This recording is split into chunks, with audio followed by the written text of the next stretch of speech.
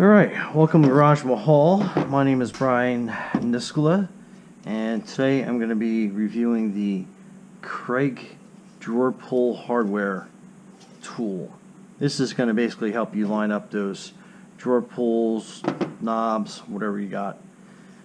So I went ahead and I cheated a little bit and I made some quick measurements, but basically what you are looking at is the back of this thing has a ruler that's pretty good.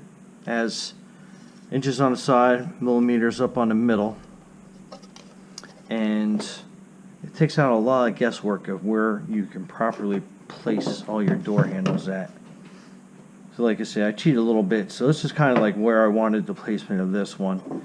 Made a little hash slash is where the bolts are going to line up at. Give you a general idea.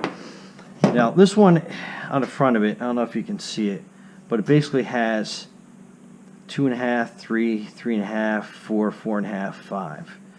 And it has little notches that these little buttons slide into pretty easy. Just slide this out of the way. And then you can see on the back, this is going to show you how far away you want it. But I like it overall up until I got this drawer slide handle, and I'm going to show you. So it's got little notches where it slides in 3.5, 4, 4.5, but trying to get a quarter. Like this one is 3 3/4, so there's really no little notch there for it to kind of grip into. So I kind of had to visually measure where it's got to go. And the one thing you can do is you got your holes to the handle, just line them up on the holes there, and when you slide these into the back, it should give you kind of like perfect placement where your holes are going to be drilled. So boom.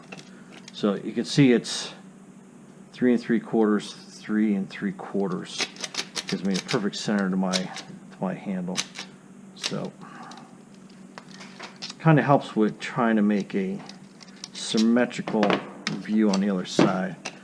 Like I said, I've tried other tools out, and this one I liked, and the only negative thing I can even remotely say about it so far is that just doesn't line up on the quarter. So if you got a larger than regular handle, something that's probably in millimeters, which this probably is, I haven't measured, that's going to be the only issue. But anyway, so I already pre-know how far I want it to go across, and you can see how that's going to slide down nice and symmetrical right there. So I got to perfectly line up where I want the center of my hole. How I know is it recommends, also it says a 3/16 drill bit is what they recommend, so you have a nice tight fit on the hole coming through. But I'll just slide that out real quick. So that's about dead center where I want the little crosshairs are for my handles. So I have like perfectly symmetrical, perfectly lined up right there. Anyway, so next step is basically drilling away. So we'll put this drill bit in, and then I will hold this about right where I want it. So I'll put some side pressure down.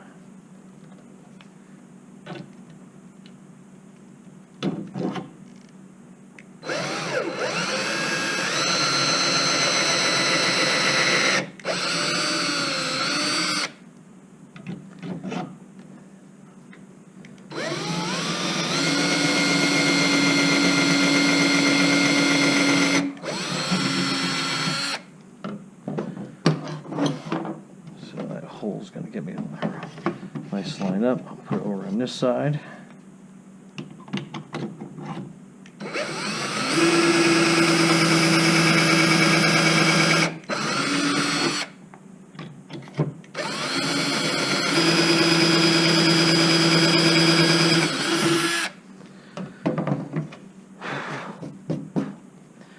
sure you probably noticed I'm looking down at the cabinet, and I did this because it's a larger cabinet piece. I'm actually going to hang up on the wall right there in between my sliding doors.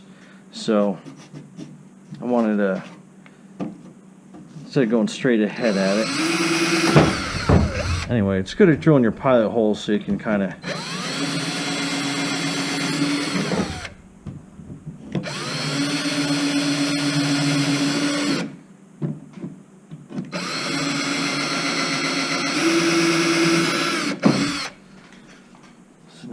pilot holes nice and drilled through.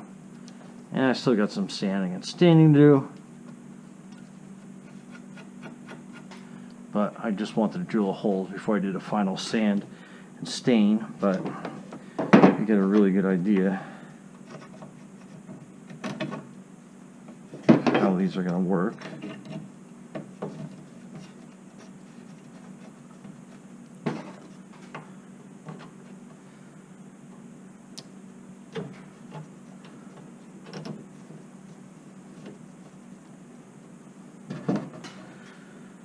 One handle, get the other small screws.